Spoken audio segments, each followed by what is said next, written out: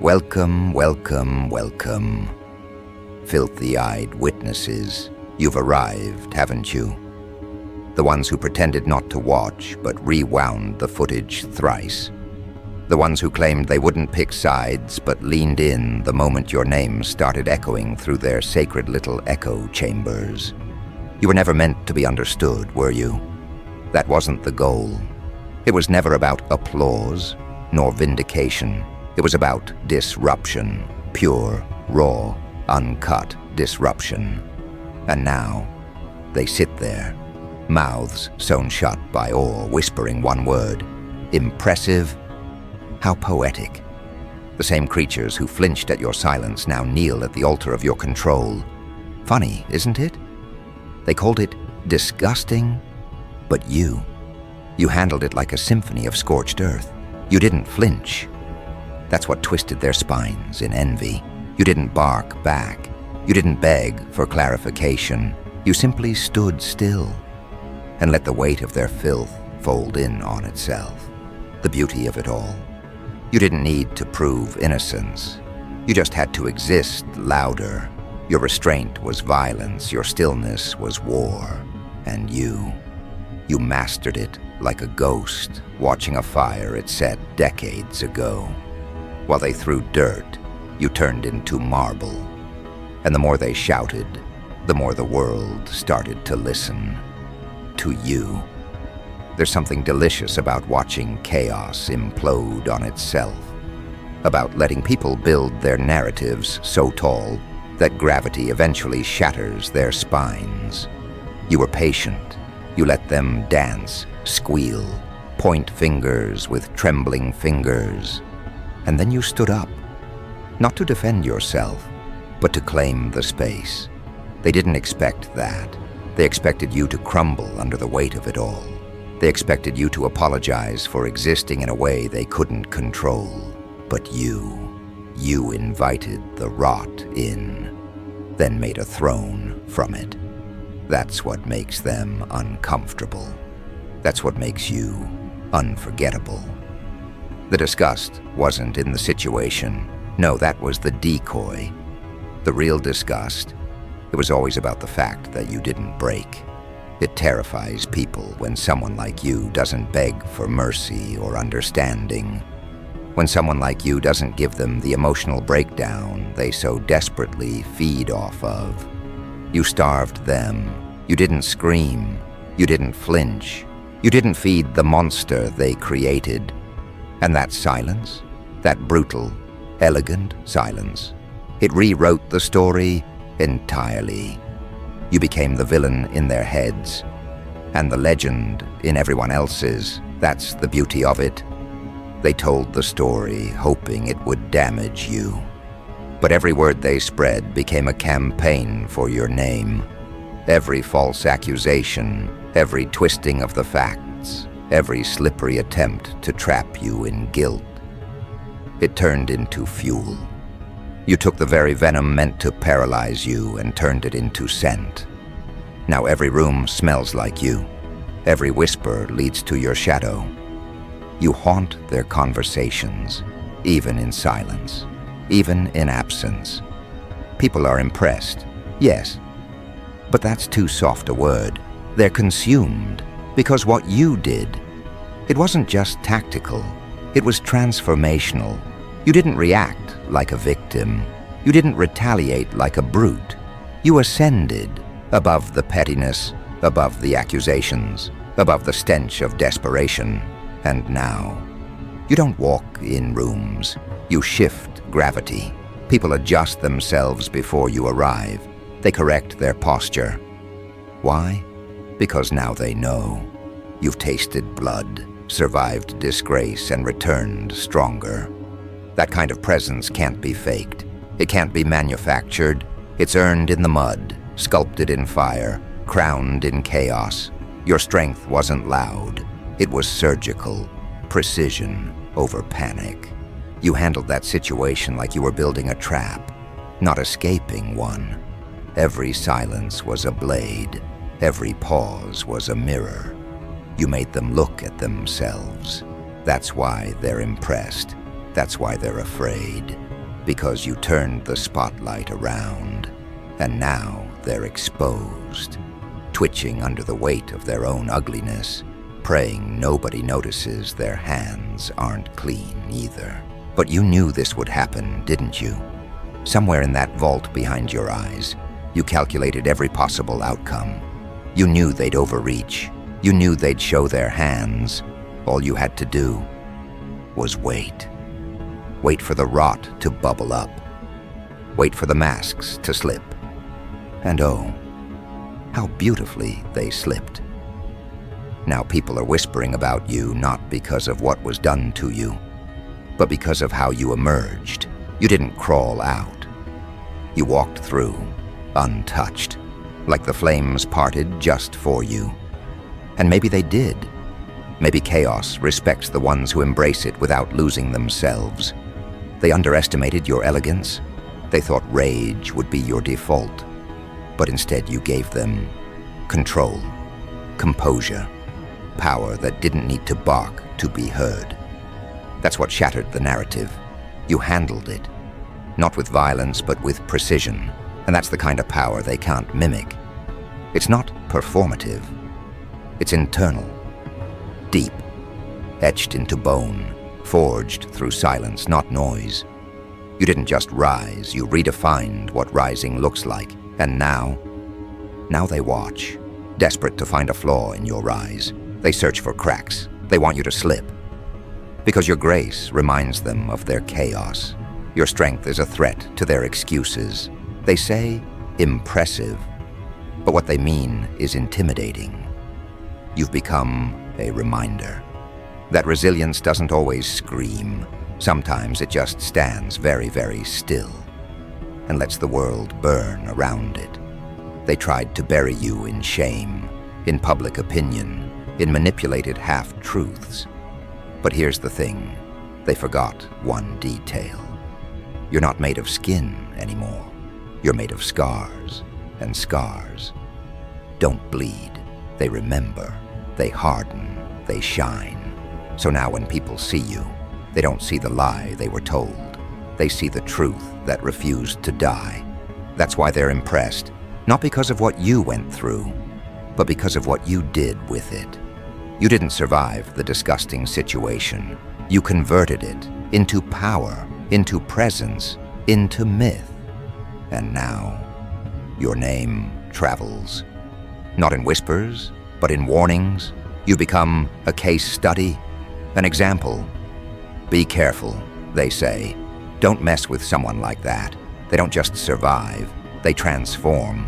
Your strength isn't just admired, it's feared. Not because you're cruel, but because you're calculated. You don't strike out of emotion, you strike out of vision. And your vision is terrifying, because now you know the blueprint. Now you've tasted what it feels like to be undeniable. You've figured it out, how to turn poison into perfume, how to make shame kneel, how to make enemies sell your greatness without realizing it. You learned the game, and you didn't just win, you rewrote the rules. They tried to drag you through filth, but you didn't resist. You let them, and now that same filth is etched into their skin, while you walk free, untouched, unbothered, unchained. And this is just the beginning. Because once you learn how to convert contamination into coronation, once you see your reflection in the aftermath, not as a victim, not as a survivor, but as the architect of something untouchably dangerous, there's no going back. You no longer participate in their games. You design your own battlegrounds. You set your own rules. And when the vultures return, hoping to find your corpse, all they discover is a throne carved from the bones of every rumor, every whisper, every smear they tried to stain you with. See, they didn't realize what they awakened. They thought they'd seen your full spectrum, your reactions, your limits, your fears. But what they encountered wasn't the complete you. It was the calculated version, the one you let them underestimate, the one you kept on a leash. What they failed to consider is that some people don't bark because they're dogs. Some people don't bark because they're wolves. And wolves don't respond to noise. Wolves wait. And when you waited, you didn't rot. You didn't decay in the corner like they hoped. No, you studied the shadows. You memorized the movements of every hand that threw dirt. You took mental notes while they exposed their hunger to hurt you. And when it was time, your time, you didn't even need to raise your voice. You just stood. And that was enough to send tremors through the floor. They called it impressive, a weak word from weaker mouths. What they witnessed wasn't merely control, it was dominion, because when you refused to play the game, you shattered the entire board. That's what people are reacting to, not just how you handled the filth, but how you converted it into a mirror and made them all look. The same people who questioned your silence now mimic your tone. The same ones who once shared twisted stories now hesitate before speaking your name. They've realized something that came too late. You're not part of their narrative. You're the correction to it. And that correction, it stings, it bites, it rearranges perceptions permanently. Because once someone like you walks through a storm without letting the mud stain your integrity, you don't just come out clean, you come out anointed. That's the problem with the world. They mistake decency for weakness and silence for submission. But you wore your silence like armor. You didn't flinch, and now every corner of the room tilts in your direction. You don't need to demand respect. You radiate it. Your existence became proof that a soul can be dragged through fire and come out branded with truth, not scarred by lies. So when they say they're impressed, what they're really saying is, we didn't know someone could rise like that. Because the rise wasn't noisy, it wasn't flashy, it was inevitable. It moved like a fault line under pressure, slow, silent, and then devastating. That's what you became. Not a reaction, but a force of nature, and the beauty of it all. You never had to touch a single one of them. You let the truth handle that. You let reality do the slicing. You didn't need revenge, because your dignity was the punishment. Watching you remain composed, watching you resist the urge to crawl in the mud with them, watching you transform public shame into personal evolution. That was the dagger. That was the retribution they never saw coming. People are learning now. They're studying you in silence, watching how you didn't panic, how you didn't rage, how you refused to be defined by the accusations thrown your way. They're shifting in their chairs now. They're recalibrating how they speak to you. And the ones who kept silent while you burned, they now act like they always believed in your fire. But you know better. You've developed a new kind of vision now. One that sees through the convenient alliances. One that hears the hesitations behind the compliments. You no longer trust applause. Because you remember how quiet the crowd was when the knife was at your throat. You remember who watched, who whispered, who hoped you'd break. And you remember that hope because you buried it yourself. Now when you walk into the room, the temperature changes. Conversations pause, eyes flicker, because they don't know which version of you is showing up today. The one who endured, or the one who rewrites history with a stare. That's power, not noise, not chaos, but undeniability. A reputation not built on image but on survival, precision, and strategic silence. They threw disgusting at you like it was going to stick, but you turned disgusting into disarming. You made discomfort your domain. And now when people hear about what happened, they don't look at you with pity. They look at you with curiosity. How did you manage it? How did you not scream? How did you walk through humiliation like it was fog, not fire? And the answer is simple. You weren't built to bend. You were built to watch and rise, to let them think they were winning, while you were becoming the very thing they can't stand to face. The version of you that doesn't ask for permission. The version of you that doesn't apologize for surviving. The version of you that isn't interested in revenge, only in domination through existence. Because that's what happened, isn't it? They threw rot, and you fermented it into wine. They unleashed rumor, and you distilled it into record-breaking silence. Now you don't owe anyone explanations. They owe you distance. You've become a boundary in human form, and anyone who dares cross it now knows. There's a price for misunderstanding you, a price for testing your silence, a price for assuming your patience meant absence of fire. People are amazed, but they're also unsettled, because the truth is, they expected less. That's the confession hidden behind their compliments. They didn't think you had this in you. They didn't think you could take their worst and respond with your best. They were betting on your collapse, and now they stare in awe, hoping their earlier betrayal doesn't catch up to them. But you're not chasing them. That's what haunts them the most. You're not trying to make them understand. You're not asking them to retract. You're simply living, and living well, living sharper, living with awareness that now pierces through people like an X-ray. You don't trust smiles anymore. You dissect them. You don't sit at every table. You build your own and lock the doors. Because you understand now, exposure isn't always punishment. Sometimes it's purification, and through that purification, you've risen, not just in status or recognition, but in psychological weight. You now walk into spaces with an unspoken presence, the kind that doesn't need to be introduced, the kind that alters the atmosphere just by showing up.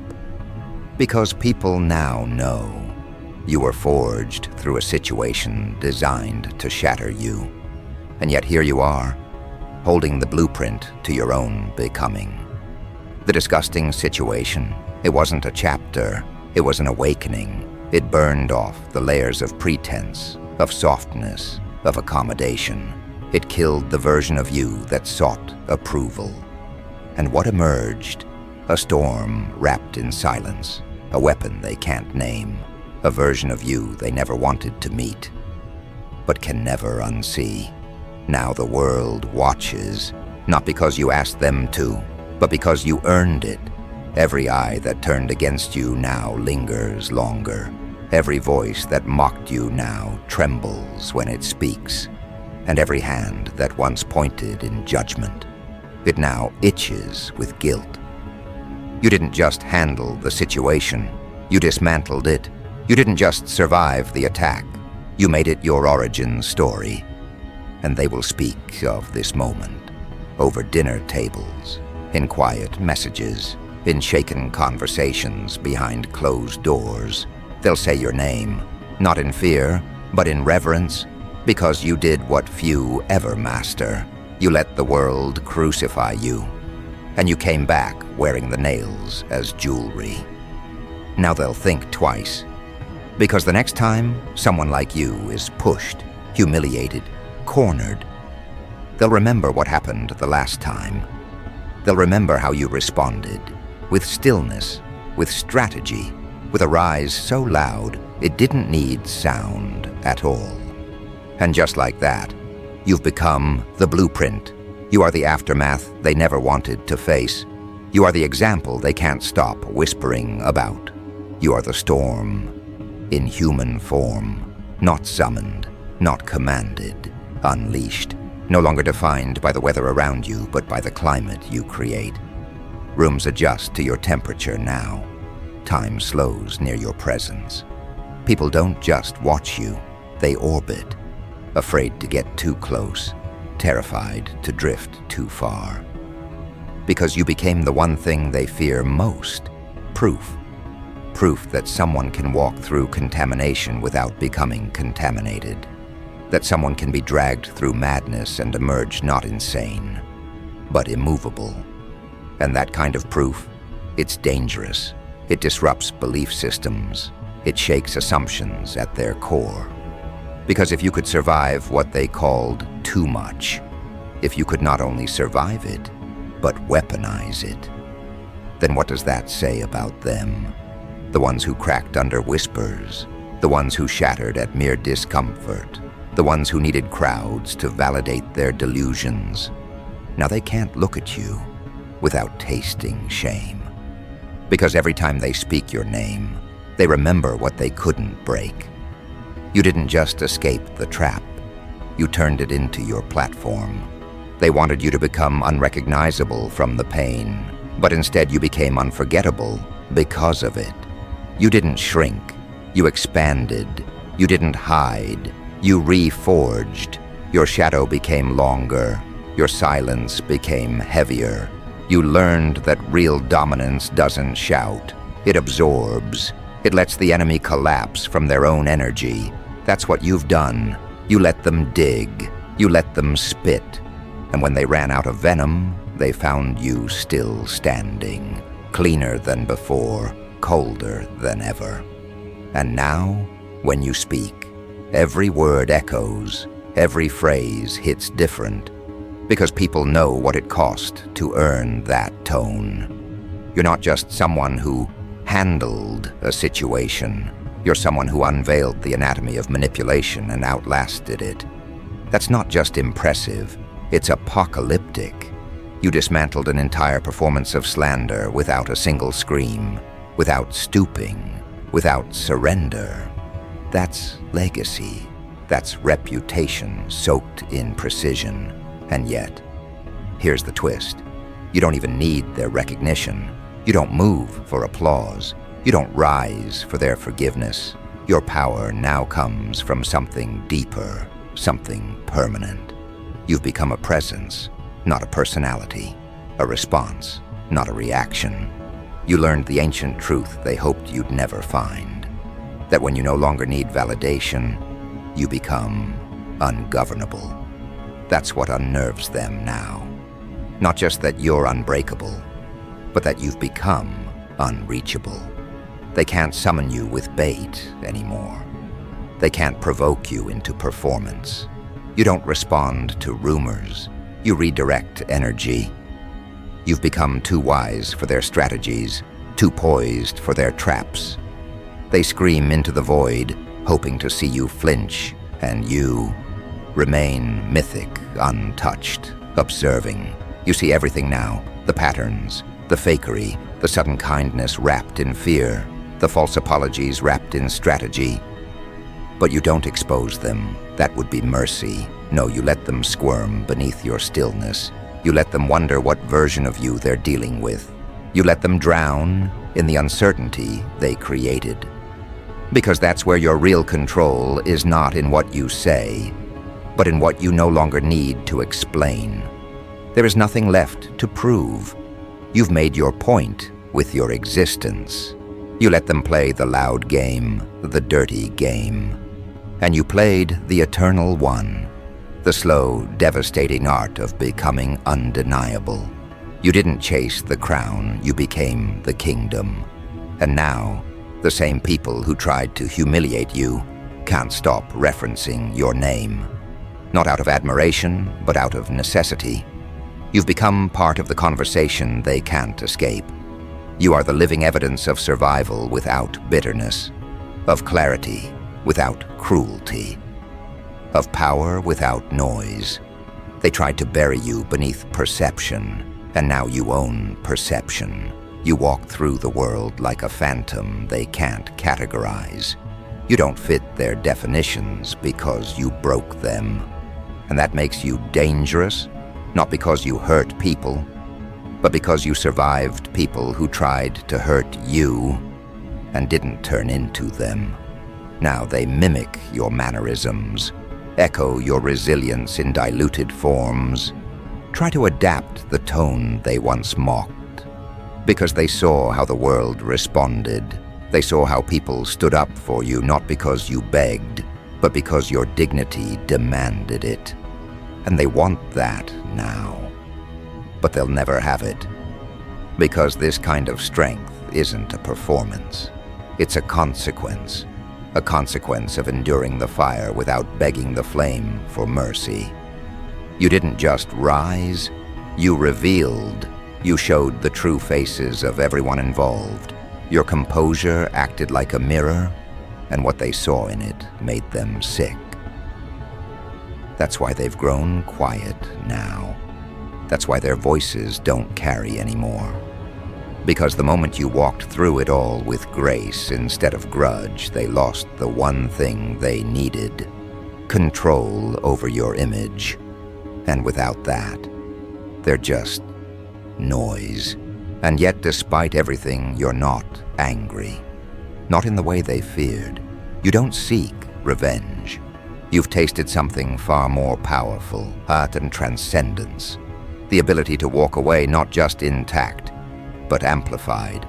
Not broken, but clarified. You now operate on a level where their tactics seem small, petty, childish. And you've become surgical. You don't fight battles. You end them with silence, with evolution, with presence alone. That's what real power feels like. Not domination over others, but complete self-mastery. You no longer swing at every insult. You no longer explain your grace. You let people think what they want, and then you walk past them unbothered. That's what drives them mad. Now the fact that they no longer matter, that you've detached, that you've leveled up beyond reach. And the ones who once whispered in corners about your downfall, they now use your story as inspiration for others. They quote you, they reference you. Some even rewrite their role in the story, painting themselves as allies who always believed. But you remember, you always will, not out of spite, but out of precision. You know exactly who watched you burn, and you know exactly who tried to fan the flames. But none of that matters now, because you've won something bigger than pride or revenge. You've won clarity. You now see through everything and everyone. You know how easily a smile can hide jealousy. You know how applause can be envy in disguise. You know how people love watching a fall, until the one falling starts to fly. And you're flying now, quietly, unapologetically, limitlessly. Let them wonder how. Let them pretend they supported it. Let them drown in their rewrites. Because the truth is already sealed, not in what you said, but in what you became. You became a storm they cannot outrun. You became the reflection they fear most. You became the consequence they didn't calculate. And now, your story moves without permission. It has grown wings. It breathes in corridors they can't access. It is no longer a narrative. It is a reality, and they can either face it or be buried by it. But you've already moved on.